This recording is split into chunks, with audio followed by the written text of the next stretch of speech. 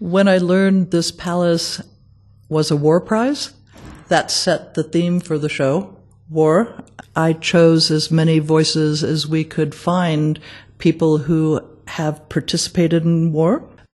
I left the army in 2007. My last tour was actually in Iraq in 2005. So I've had almost 10, 15 years to reflect on what it was like to serve. When I look back at it now, it seems more of an actor on a stage. It's a bit of a cliche. You realise that you train and practice for a majority of your career, and you only actually get onto the stage, if you like, for a very brief time. And so, looking back, it does seem quite a surreal experience. You suddenly realise that there is an element of your personality and your humanity that comes with you, and that's never able to truly grasp what it is you're about to do. And it's only then do you start to sort of realise there is a great humanity in being a soldier, as well as a sort of technical or a robotic thing. So I look back at it now and think that it's like any sort of actor on a stage. I hope I played my role correctly, but you had to take something else with you onto the stage, and I'm afraid some of those things are the things that affect you, the things that when you look back you realise that you did leave an element of your character's forever changed because of it. It's only after my experiences in Iraq that I've actually had trouble with those experiences. At the time, it was actually quite enjoyable. It was exciting. It was a cliche, but it was true. So when you left the stage, you almost felt like you were going to an unreal place.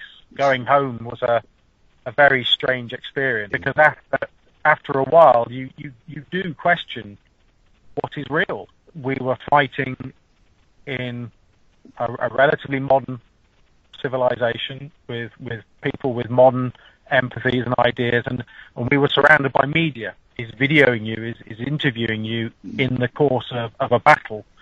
And we had the very strange experiences of sometimes seeing our own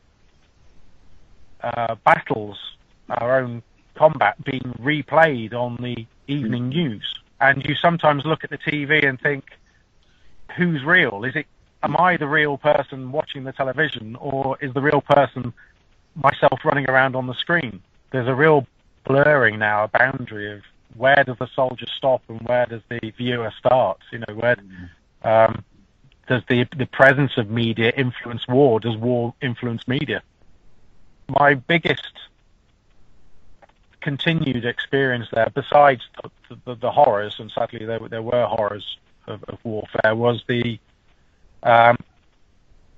seeing a country change how it responded to the initial I'd say ground invasion, the original presence of troops when Saddam was overthrown, and how a mass of sort of humanity came towards us wanting a witness for the atrocities that Saddam Hussein and the Ba'ath Party had done. So I wasn't prepared to see what I saw, which was the torture and the